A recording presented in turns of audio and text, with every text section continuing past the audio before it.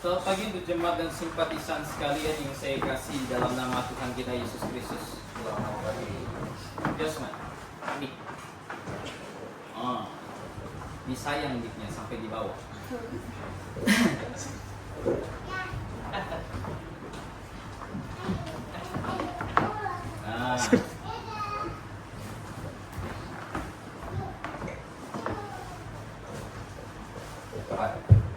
Bagaimana kabarnya?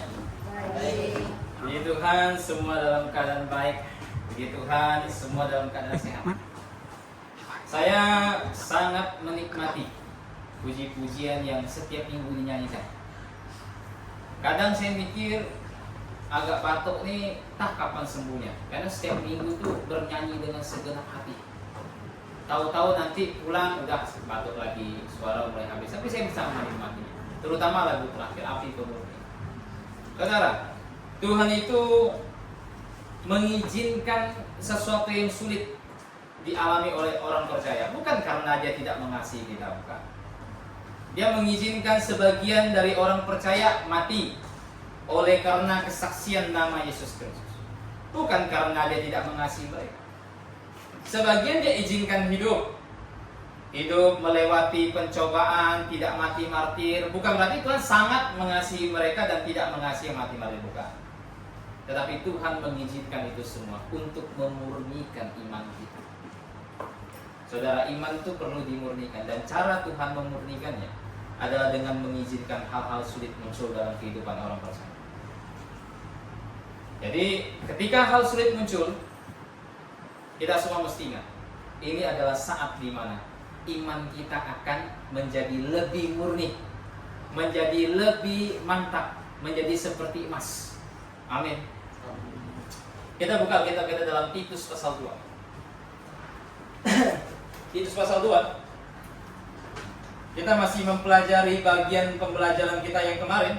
Mari kita lihat ayat pertama hingga sampai ayat yang keempat. Ayat pertama hingga ayat keempat. Kita akan lanjutkan pembelajaran kita 2 minggu yang lalu. Ayat pertama hingga ayat keempat. Jika sudah menemukannya, kita akan baca bersama-sama mungkin, karena tidak begitu banyak. Bersama-sama setelah hitungan yang ketiga. Titus pasal 2 ayat pertama hingga ayat keempat. 1, 2, 3. Tetapi engkau beritakanlah apa yang sesuai dengan ajaran yang sehat. Laki-laki yang tua dalam hidup sederhana, terhormat, bijaksana, sehat dalam iman, dalam kasih, dan dalam ketekunan. Demikian juga perempuan-perempuan yang tua, hendaklah mereka hidup sebagai orang-orang yang beribadah, jangan berfitnah, jangan menjadi hamba anggur, melainkan menjadi pengajar dalam hal yang baik. Dan dengan demikian mendidik perempuan-perempuan muda mengasihi suami dan anak-anaknya. Mari kita berdoa. Bapa di sorga, kami pada pagi hari ini amat mengucap syukur. Kami dapat berkumpul bersama di dalam tubuh Tuhan kami Yesus Kristus, yaitu GBI Pontianak, untuk melayani Engkau, memuji nama-Mu, dan untuk belajar firman-Mu. Bapa di sorga, saat ini kami telah membaca firman-Mu dan akan mempelajarinya. Kiranya Engkau karuniakan hikmat kepada kami, agar kami dapat memahami firman-Mu dengan lebih baik lagi, agar kami dapat semakin dewasa di dalam Kristus ketika mempelajarinya, dan terutama untuk hamba-Mu yang mengajar. Kiranya Engkau karuniakan hikmat, agar hamba-Mu dapat mengajar dengan benar dan tepat, dan apa yang keluar dari mulut hamba-Mu bukanlah kesesatan, melainkan kebenaran. Terima kasih Bapa.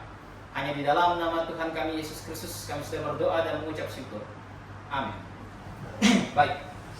Kemarin kita sudah melihat beberapa hal yang Tuhan perintahkan kepada jemaat untuk ditata, untuk diatur. Kita sudah lihat bagaimana Tuhan memberikan instruksi untuk menata sebuah gereja, seperti yang sudah kita pelajari dari 2 minggu yang lalu. Instruksi ini sangat-sangat penting.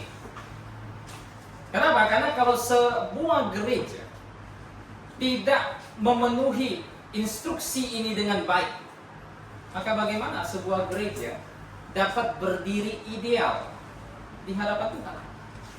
Bagaimana sebuah gereja dapat berdiri benar di hadapan Tuhan?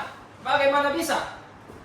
Sedangkan apa yang Tuhan daftarkan, keinginan hatinya supaya gereja ideal di hadapannya, ternyata tidak dipenuhi. Ternyata tidak dipenuhi. Dari kemarin saya katakan, jika gereja itu sendiri belum mampu untuk ideal seperti maunya Tuhan, maka buru-buru memikirkan jiwa di luar sana. Di dalam saja kita butuh perbaikan. 2 minggu yang lalu berturut-turut kita belajar instruksi Tuhan untuk menata sebuah gereja. Tuhan memberikan instruksi untuk mengatur seorang pemimpin jemaat, itu sudah kita lihat. Bagaimana seorang pemimpin jemaat itu harus benar di hadapan Tuhan. Bagaimana mereka harus mampu untuk mengajar. Bagaimana mereka harus menjadi contoh bagi umat Tuhan. Jadi kita sudah lihat itu, cukup panjang, cukup lebar. Dan sekarang kemarin kita juga lihat instruksi Tuhan untuk laki-laki tua. Dan instruksi kemarin belum selesai itu kita pelajari. Belum selesai. Kita baru lihat instruksi untuk laki-laki tua itu mengenai hidup dalam pengendalian diri. Nah, sekarang kita akan lanjut. Instruksi untuk laki-laki tua. Dan sekali lagi, seperti yang saya katakan kemarin, walaupun ini instruksi untuk laki-laki tua, bukan berarti yang wanita tidak dapat menerapkannya dalam kehidupan mereka. Sama nanti di ayat ketiga dan keempat itu ada instruksi untuk wanita tua. Bukan berarti yang laki-laki tidak bisa menerapkannya, bukan. Bukan berarti demikian. Semua firman yang tertulis di dalam catatan Alkitab dalam Titus pasal 2 itu bisa diterapkan kepada semua gender. Tetapi memang pada waktu itu Paulus kasus spesial di kota tersebut, di tempat Titus mengajar, itu permasalahan ini. Begitu. Makanya dia alamatkan mulai dari laki-laki tua. Kita sudah lihat laki-laki tua, mereka disuruh untuk hidup dalam pengendalian diri. Dan sekarang yang kedua, mereka disuruh ngapain lagi? Kita coba lihat. Sini saya pegang ITB 2. Dikatakan bukan hanya hidup sederhana, tapi mereka harus terhormat. Ini instruksi yang kedua. Laki-laki tua harus hidup terhormat di dalam gereja. Ini merujuk kepada kesaksian hidup dari laki-laki tua yang ada dalam gereja. Saudara, kesaksian hidup seseorang, kesaksian hidup para laki-laki tua, para bapak-bapak, mengenai kesalehan mereka, mengenai kehormatan mereka, mengenai bagaimana mereka hidup mematuhi firman Tuhan, itu dapat mempengaruhi orang lain. Itu bahkan dapat mendatangkan penghormatan dari orang lain kepada Tuhan. Makanya dari sebab itu Tuhan mengharuskan laki-laki tua yang ada di dalam jemaat untuk hidup terhormat. Dan sama seperti yang kita pelajari beberapa minggu lalu, hidup terhormat juga baru bisa muncul ketika seseorang telah dilahirbarukan kembali. Hidup terhormat baru bisa muncul ketika seseorang telah dikuduskan oleh darah Kristus. Tanpa itu tidak bisa. Tanpa itu tidak bisa. Saudara, saya punya sedikit cerita. Ada satu orang namanya Ebenezer. Ini bukan gereja Sintang, ini nama orang, Ebenezer. Dia ini suatu ketika sangat-sangat bergembira. Kenapa? Tahu nggak? Karena ia diselamatkan. Sangat-sangat bergembira. Ketika hari dia bertobat, ketika hari dia terima Tuhan, ia sangat-sangat gembira. Namun akhirnya ia belajar satu hal penting pada hari ini. Ketika kegembiraannya meluap-luap, dia belajar bagaimana cara menyalurkan kegembiraan barunya dalam hal-hal praktis. Ini orang baru diselamatkan. Kemudian akhirnya dia terpikirkan, ketika dia sudah diselamatkan, kemarin itu, si Ebenezer ini kemarin itu, dia baru saja menyakiti keponakannya. Karena dia agak garang punya orang. Keponakannya disikat sama dia. Baru kemarin dia sakiti hati keponakannya habis-habisan. Dia hajar keponakannya habis-habisan karena dia sudah bertobat hari ini. Dia ketemu keponakannya, dia sapa mereka dengan keponakannya sampai heran. Oh, paman saya kayak gitu.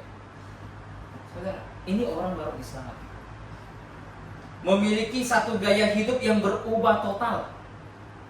Memiliki satu gaya hidup di mana dia mencoba untuk hidup terhormat di antara orang-orang yang tidak mengenal Tuhan. Saudara, ketika Kristus mengutus murid-muridnya, ia berkata bahwa mereka akan berada di tengah-tengah serigala. Ketika seseorang diselamatkan juga sama. Kita ketika diselamatkan, kita nggak langsung dibawa naik oleh Tuhan. Dibawa naik sih enak, nggak ribet. Selamat, tobat, percaya Tuhan, cukup bawa naik surga, selesai.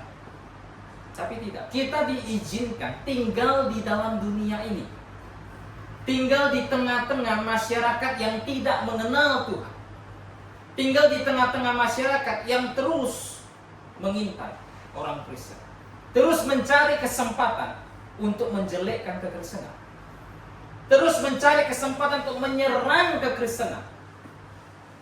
Kita tinggal di tengah-tengah masyarakat seperti itu. Maka kira-kira gaya hidup kita ini harus seperti apa? Jika semua mata tertuju kepada kita, kira-kira seperti apa? Apakah hidup suka-suka kita seperti kita belum diselamatkan, hidup nyaman, saya diselamatkan untuk hidup semau saya, apakah seperti itu?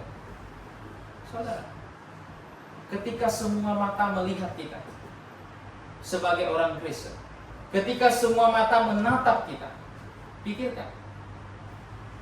Mungkin kita perlu tanya sama Tuhan, apakah gaya hidup saya seperti ini di hadapan orang banyak, di hadapan masyarakat yang gelap ini telah mendatangkan kehormatan belum bagi nama?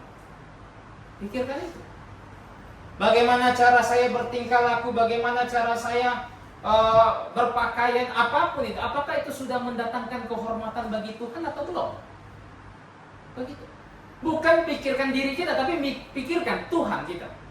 Kenapa? Karena kita hidup bagi Tuhan kita. Paulus katakan bahwa saya hidup, saya sudah diselamatkan, Kristus telah mati bagi saya. Saya hidup sekarang ini bukan lagi saya, tetapi Kristus yang hidup di dalam diri saya. Itu yang mesti kita pertimbangkan. Tidak hanya terhormat, tapi dikatakan apa di sini? Bijaksana. Nah, laki-laki tua di dalam jemaat bukan hanya harus hidup terhormat, bukan hanya harus hidup dalam pengendalian diri, tapi juga harus hidup bijaksana. Ini menunjukkan apa, Bang? Ini menunjukkan bahwa mereka hidup di dalam roh. Ini menunjukkan mereka tidak mau hidup menurut daging mereka. Mereka tidak mau mengikuti standar yang sama dengan dunia ini. Makanya mereka disebut bijaksana.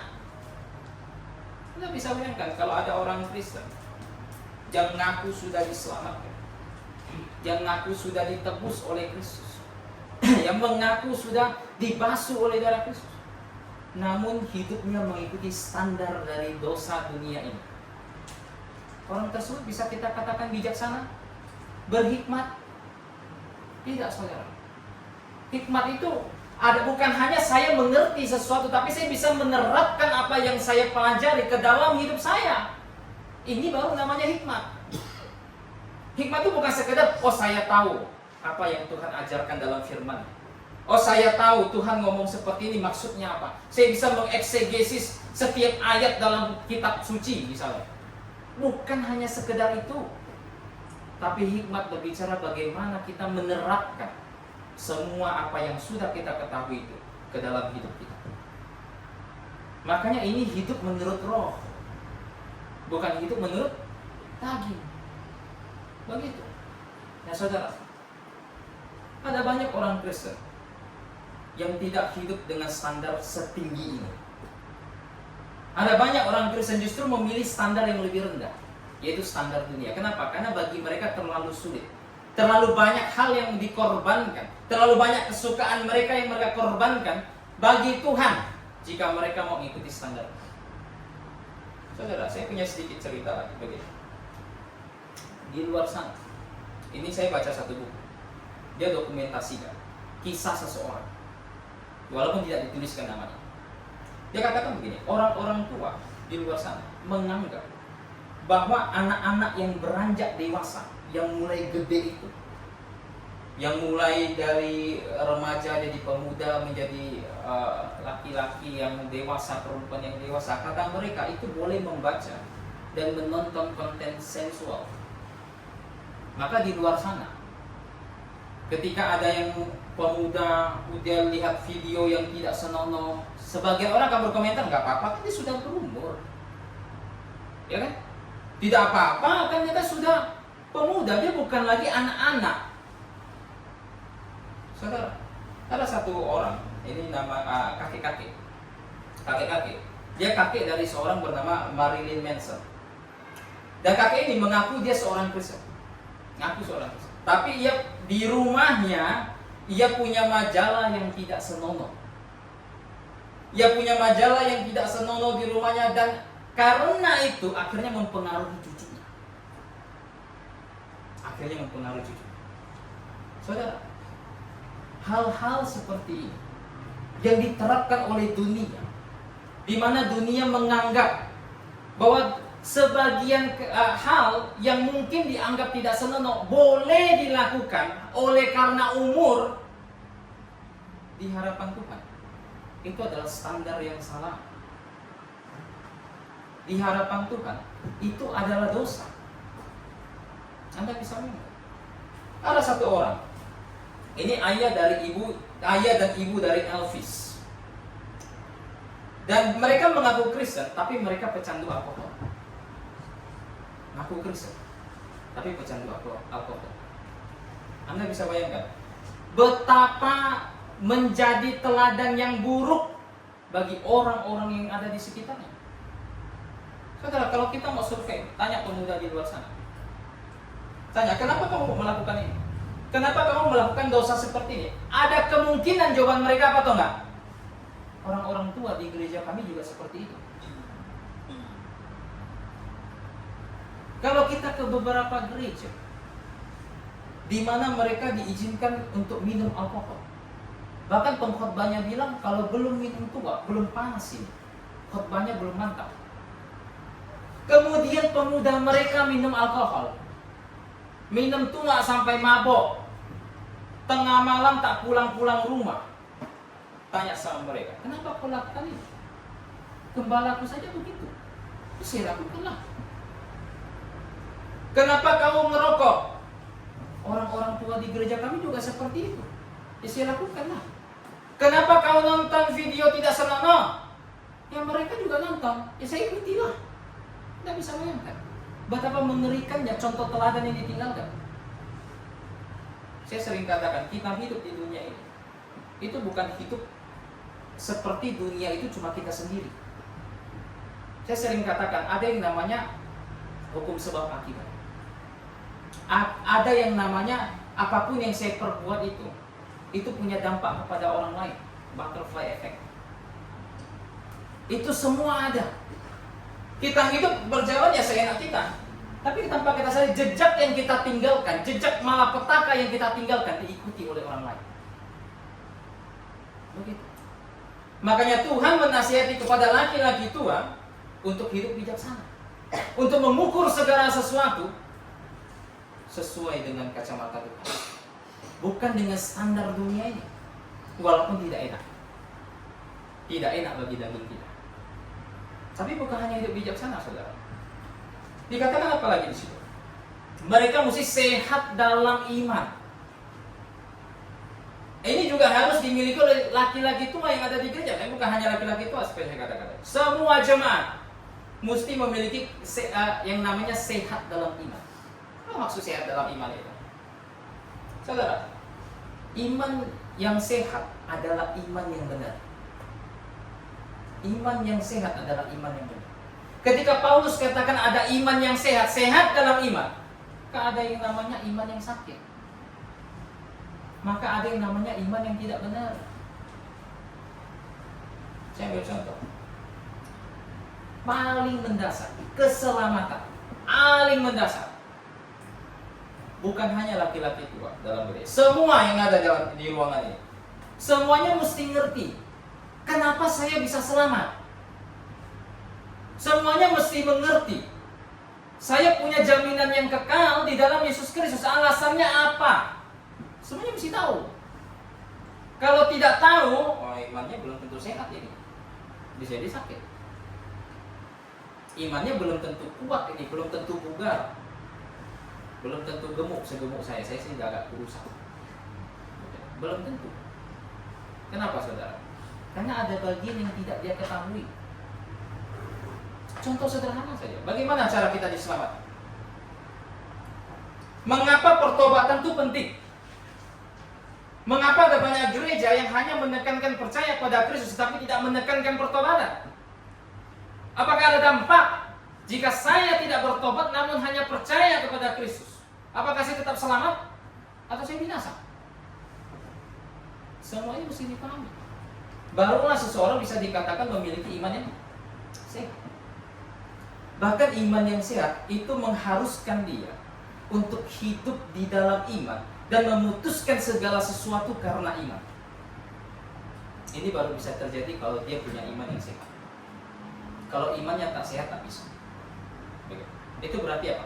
Itu berarti dia harus menempatkan Allah pada posisi pertama, pada posisi utama dalam hidupnya. Ini harus dilakukan sehingga ia bisa melihat seluruh dunia dan menilai segala sesuatu dengan kacamata, dengan iman. Begitu.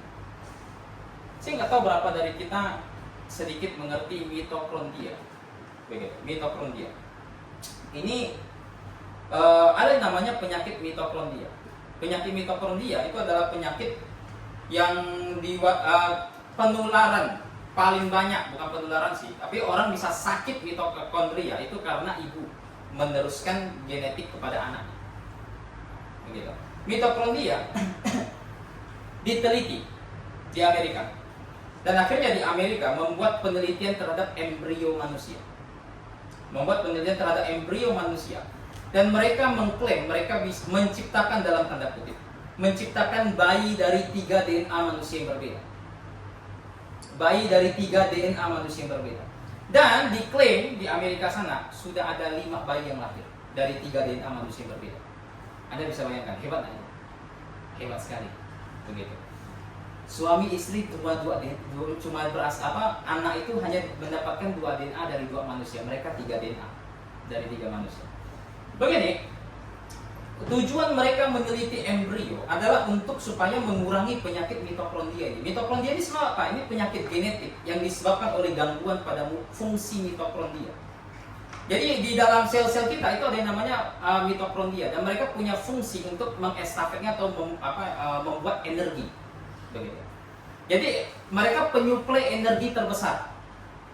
Ketika seorang anak mengalami penyakit mitokondria, maka dia akan mengalami banyak gangguan pada otak misalnya, karena otak itu butuh energi sangat besar. Gangguan pada jantung bisa, gangguan pada hati bisa. Dan ini harus dibereskan. Begitu, harus dibereskan.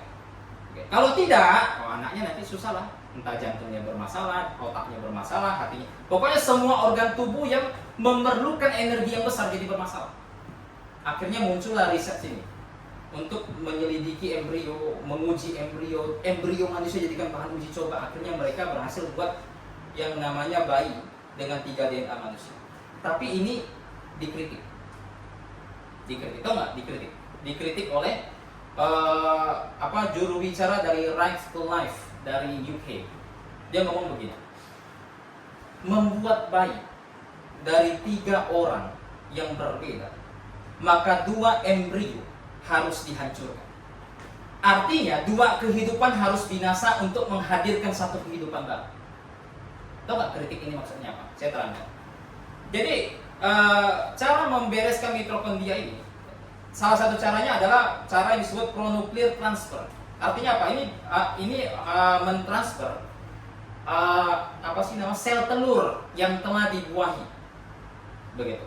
Sel telur yang telah dibuahi oleh oleh ayah membuahi istrinya, sel telur tersebut kemudian dibawa ke lab. Kemudian ada ibu yang berbeda, ada wanita yang berbeda yang diambil sel telurnya yang juga dibuahi, sama-sama dibuahi, dibawa ke lab. Nah, semisal istri saya ada permasalahan genetik ini, kemudian embrio yang sudah saya buahi dari istri saya akan dimatikan. Kemudian diambil intinya saja karena mitokondrianya rusak. Kemudian sel Sel telur. Sel telur yang dibuahi dari wanita lain itu juga akan dibawa ke lab, kemudian dimatikan juga, diambil mitokondrianya, kemudian digabungin jadi satu. Muncullah yang namanya, kita sebut dalam tanda kutip bayi ketiga. Hasil dari apa? 3 DNA manusia. Ada bapaknya, ada ibunya, ada wanita lain. Tapi saudara, istri saya sudah saya buai sel telurnya itu sudah merupakan kehidupan menurut catatan Alkitab. Kemudian wanita ini yang sudah dibuahi juga sel telurnya, tadi buai sama siapa saya juga nggak ngerti begitu. Yang pasti bukan sama suami itu juga begitu, repot juga gitu kan. Itu pun sudah menjadi entitas makhluk hidup. Dua-duanya dimatikan. Dari istri saya diambil sel intinya, dari dia diambil mitokondrianya, digabungin jadi bagus mitokondria. Tapi dengan syarat apa? 2 embrio yang awal sama-sama dimatikan untuk menciptakan manusia yang baru, yang hasil dari 3 DNA manusia. Inilah yang akhirnya diperdebatkan. Sampai tau nggak? Badan Human Fertilization Embryology Authority ngomong begini, mereka mengajukan permintaan untuk perpanjangan waktu penelitian terhadap embrio manusia yang tadinya dari 14 hari menjadi 22 hari. Anda bisa bayangkan? Embrio manusia di sana, makhluk hidup, manusia, walaupun masih belum lahir, itu jadi bahan penelitian. Di ilegalnya 14 hari, mereka ajukan jadi 22 hari, supaya bisa ngurus masalahnya. Tapi saudara, dikritik berat, katanya dikritik berat oleh beberapa orang. Beberapa orang berkata bahwa sekitar hari yang ke-22. Karena kan mereka minta perpanjangan hari, dari 14 hari jadi 22 hari. Kata mereka yang mengkritik, sekitar hari ke-22 sistem saraf pusat telah terbentuk dari embrio tersebut. Dan pada hari ke-28 jantung yang sedang berkembang terkadang sudah dapat terlihat berdetak. Bahkan otak mulai berkembang dan mata, telinga, serta hidung bayi mulai muncul. Dan mereka minta perpanjangan sampai hari ke-22 untuk meneliti embrio manusia. Saudara, yang diteliti itu tak akan hidup punya, itu mati punya. Begitu. Anda bisa bayangkan? Ada banyak orang yang di luar sana mungkin akhirnya tertarik, walaupun biayanya pasti gede. Ketika dia menguji istri, oh ternyata istri saya ada masalah genetik, masalah ini. Anak saya akan mengalami ini. Akhirnya mungkin saja tergoda untuk melakukan ini supaya anak saya sehat. Tapi saudara, menurut kacamata Alkitab, apakah kita boleh? Di dalam Alkitab dalam Mazmur pasal 132, embrio manusia itu, sel telur yang sudah dibuai jadi embrio itu sudah merupakan makhluk yang hidup. Seharusnya orang-orang Kristen yang kenal Tuhan di luar sana, jika mereka memiliki iman yang sehat, mereka tidak mau melakukan ini, apapun yang terjadi. Kenapa? Karena ini melanggar perintah Tuhan, melanggar firman Tuhan. Tapi bagi mereka yang imannya nggak sehat, mana ngerti? Ada solusi, langsung hantam. Tidak peduli itu harus melanggar perintah Tuhan, jangan membunuh. Begitu. Kalau begitu saudara, seberapa sehat iman yang harus kita miliki untuk dapat menilai segala sesuatu ini? Saya katakan mesti sangat sehat. Kita itu tinggal di dunia yang super gelap. Tinggal di dunia di mana hampir semua aspek itu menentang Tuhan. Dan aspek-aspek tersebut ditawarkan kepada orang Kristen. Oh, bagi yang sehat-sehat sih mungkin saya nggak akan ikuti program itu, walaupun saya mampu. Saya tidak akan, karena saya percaya pada Tuhan, saya ikut Tuhan. Oh, yang sehat-sehat ini gampang ngomongnya. Tapi terkadang ujian baru datang ketika seseorang berada dalam kondisi yang terpuruk. Istri saya mengalami kelainan genetik seperti itu. Ada solusi untuk mengobatinya. Ada solusi kami bisa punya keturunan yang sehat. Disitulah ujian yang sebenarnya baru mulai. Apakah tetap mau percaya Tuhan? Apakah tetap mau bersandar pada kasih-Nya? Apakah tetap mau ikut Dia walaupun berat? Saudara, setiap orang disuruh pikul apa? Salib. Berat nggak salib itu? Berat nggak salib itu? Salib Romawi itu kan super gede itu. Kristus pikul dan akhirnya digantikan sama Simon orang Kirene. Berat nggak salib? Saya rasa berat. Tapi ketika kita memikulnya bersama Tuhan, kita bisa melihat Tuhan. Asal apa? Pikulnya sama Tuhan. Jangan coba pikul itu sendirian. Jangan coba. Jangan coba pikul salib kita sendirian. Baru jalan berapa meter pun kita sudah akan lepaskan salib kita itu. Karena apa? Berat. Berat. Ada banyak hal yang mesti kita korbankan untuk ikut Tuhan.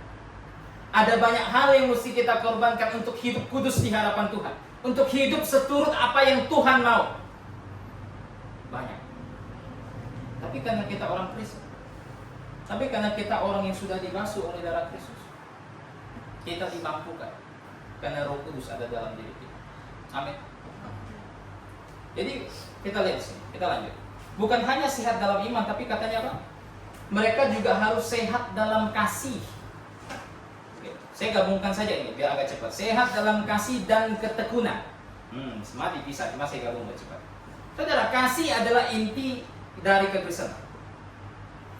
Bahkan penyingkapan terbesar mengenai Allah itu adalah mengenai kasih Allah. Itu penyingkapan terbesar. Saudara, kalau bicara keadilan Tuhan, Adam mengerti itu dengan sangat baik. Karena Adam sudah dikasih tahu apa? Jika kau memakannya, kau apa? Mati. Itu keadilan. Saya buat salah, saya dihukum. Tapi kalau bicara kasih Tuhan, ini sesuatu yang panjang, lebar, dalam dan tinggi. Ini sesuatu yang akan dipelajari tak habis selama hidup di dunia ini, bahkan sampai kekal nanti. Dalam surat Efesus Paulus katakan apa? Kita supaya untuk memahami kasih Tuhan yang begitu besar, yang tidak dapat, yang melampaui semua pengetahuan. Memahami kasih, tapi kasihnya melampaui pengetahuan. Gimana caranya? Saudara, apa yang Paulus doakan itu akan terjawab dari sekarang hingga kekal. Hingga kekal. Tak habis kita belajar kasih Tuhan. Ini penyingkapan terbesar Tuhan, yaitu mengenai kasih. Makanya dia mendatangkan Kristus ke dalam dunia. Untuk apa? Menebus dosa sisi dunia. Karena apa? Karena kasih. Nah, jika demikian, maka semua orang yang telah mendapatkan kasih Kristus, semua orang yang telah menerima kasih dari Allah, wajib apa? Hidup sama seperti Tuhan. Artinya apa? Kalau Tuhan mengasihi, saya pun mengasihi. Saya pun mengasihi.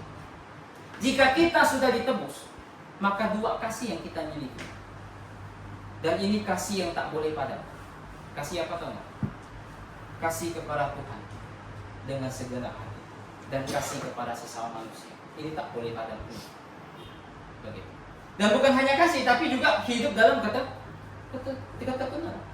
Ini dari tadi saya katakan, bahkan sebelum khotbah. Semua orang Kristen belajar masalah ini. Tak ada yang tak belajar masalah ini. Cuma masalahnya ada yang lulus uji, ada yang tidak lulus. Tuhan mendatangkan berbagai macam pencobaan, Tuhan mendatangkan berbagai macam ujian untuk menempa kita supaya kita hidup tekun di hadapan Tuhan. Saudara, ujian dan pencobaan, dua hal yang sangat sulit untuk dilewati oleh banyak orang percaya. Dikasih tahu, sangat sulit dilewati oleh orang percaya. Berapa banyak orang percaya di luar sana yang Kristen, bahkan yang GBIA sekalipun, ketika pencobaan datang, ketika ujian datang, ia tidak mampu berdiri teguh di hadapan Tuhan. Ia tidak mendapatkan kemenangan rohani di hadapan Tuhan. Berapa banyak di luar sana? Sangat banyak. Namun Tuhan menginginkan semua laki-laki yang tua, termasuk semua jemaat, untuk hidup tekun di hadapan-Nya. Untuk hidup tekun. Karena ketekunan akan menghasilkan buah-buah yang baik. Tapi tidak hanya sampai situ. Ini saya lanjut sedikit, biar minggu depan tidak perlu bahas terlalu panjang lebar. Tidak hanya nasihat untuk laki-laki tua kita cukupkan sampai sini, karena terlalu banyak. Enggak hanya nasihat untuk laki-laki, tetapi nasihat juga untuk perempuan tua. Nanti ada jatahnya, untuk perempuan muda ada, untuk pemuda, laki-laki muda ada jatahnya masing-masing. Tapi urut-urutannya setelah laki-laki tua ini ada perempuan tua. Jadi kali ini Paulus menasihati perempuan yang tua di dalam jemaat. Begitu. Karena mereka juga menjadi teladan bagi seluruh jemaat. Maka dari sebab itu mereka juga harus dibereskan. Terutama mereka menjadi contoh bagi generasi muda, bagi wanita-wanita generasi muda. Apa nasihat Paulus untuk mereka? Coba kita lihat ayat ketiga. Demikianlah juga perempuan-perempuan yang tua, hendaklah mereka hidup sebagai orang-orang yang beribadah. Ini dapat diterjemahkan hidup dalam perilaku yang sesuai dengan kesucian. Begitu. Ini perempuan yang tua dinasihati Paulus untuk harus hidup sesuai dengan kesucian mereka. Nah saudara, dari kemarin kita katakan kesucian itu tak bisa muncul tanpa keselamatan, tak bisa. Keselamatan dasar dari kesucian. Tapi saudara, bukan hanya perempuan yang tua, semua. Walaupun keselamatan telah kita dapatkan, kita bisa hidup suci di hadapan Tuhan. Namun tidak semua dari kita mau hidup suci di hadapan Tuhan. Karena kalau kita bicara hidup suci, ini kita bicara beberapa tanggung jawab. Tanggung jawab Tuhan tentunya. Dia harus kuduskan kita. Dia harus memampukan kita. Kalau tidak, kita tak mampu. Tapi juga ada tanggung jawab manusia. Tanggung jawab manusia itu apa nggak? Tanggalkan pakaian lama, kenakan pakaian baru. Tanggung jawab manusia. Jika tidak begini, omong kosong, tak akan bisa hidup kudus di hadapan Tuhan. Tak akan bisa hidup kudus. Ada satu cerita menarik. Ini nenek dari David Long. Saya ceritakan. Nenek dari David Long, orang yang sudah tua, sangat tua. Mungkin sekarang sudah meninggal atau apa sih, kurang tahu. Dia ceritakan bagaimana neneknya itu punya perilaku yang sesuai dengan kesucian. Dia katakan begini, di tahun-tahun terakhirnya, ia selalu memenuhi hari-harinya katanya dengan doa-doa, dengan pekerjaan-pekerjaan baik, dan hidup yang kudus. Di tahun-tahun terakhir hidupnya. Bahkan ketika ada orang datang ke rumah neneknya itu, mereka tidak akan menemukan hal-hal yang tidak senonoh di rumahnya. Tidak akan. Mereka tidak akan menemukan buku yang tidak senonoh, majalah yang tidak senonoh, enggak ada, semuanya enggak ada. Begitu. Bahkan tahu enggak? Seringkali neneknya ini, dia duduk di kursi kesukaannya, dan di sana dia merajut sesuatu. Saya nggak tahu berapa banyak ibu-ibu kita di sini bisa merajut begitu, tapi saya tahu merajut itu sulit begitu. Dia merajut sesuatu dan katanya hasil rajutannya terkadang dia berikan kepada orang-orang. Dan yang sering dia lakukan apa? Dia jual. Dan hasil penjualannya itu dia pakai untuk kehidupan misi. Wanita tua dia pakai untuk kehidupan misi. Begitu. Dia sumbang untuk kehidupan misi. Dan tahu nggak? Selain itu dia terkadang katanya, selalu sih bukan terkadang, dia membaca Alkitab. Alkitabnya itu sudah sangat lusuh katanya. Bahkan dipenuhi dengan air mata. Kenapa? Karena setiap kali dia baca Alkitab dia berdoa. Dia berdoa kepada Tuhan, dia berdoa untuk anaknya, cucunya, gembalanya, tetangganya, kenalannya, misi. Dia doakan itu semua. Begitu. Dia doakan itu semua dan bahkan ia punya kebiasaan nulis list doa. Makanya saya sering katakan kepada mahasiswa saya, list doa itu penting. Begitu. Kenapa penting tau nggak? Dengan adanya list doa, kita tahu doa mana yang dijawab Tuhan dengan sangat luar biasa. Begitu. Dia punya list doa katanya. Dan katanya dia setiap hari doa dan dia melihat betapa luar biasanya Tuhan menjawab doanya. Begitu. Dan dia, kata David Croft, wanita tua pertama yang dia lihat mempraktekkan doa dan puasa. Mempraktekkan doa dan puasa. Saya tahu ada banyak kekristenan tidak mengerti apa maksud puasa. Ada yang puasa sembarangan. Setiap hari ada puasanya. Ke gereja ada yang namanya puasa. Masuk kampus dia puasa, 3 hari tak makan. Itu posisi yang konyol. Ada yang di ekstrim sebelahnya, enggak mau berpuasa sama sekali.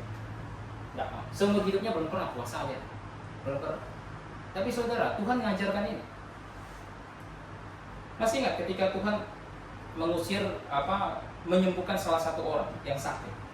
Kemudian murid-muridnya bertanya, Tuhan, kenapa kami tak bisa sembuhkan? Apa kata Tuhan? Jenis ini tak bisa diusir tanpa doa dan puasa. Tuhan sendiri yang ngajarkan. Matius pasal 6 Tuhan mengajarkan puasa. 1 Korintus pasal 7 Tuhan katakan lewat Paulus bahwa pasangan suami istri hanya boleh pisah ranjang untuk sementara waktu oleh karena satu alasan saja, yaitu doa dan puasa. Begitu. Puasa terkadang penting. Ketika kita menghadapi satu masalah yang super sulit, tak bisa kita selesaikan. Mungkin seperti murid-murid pada waktu itu. Tuhan, kenapa kami tak bisa usir setan ini? Kenapa? Kata Tuhan apa? Jenis ini perlu diusir dengan doa dan puasa. Nenek David bilang dia wanita tua pertama yang dia lihat praktikkan doa dan puasa. Begitu.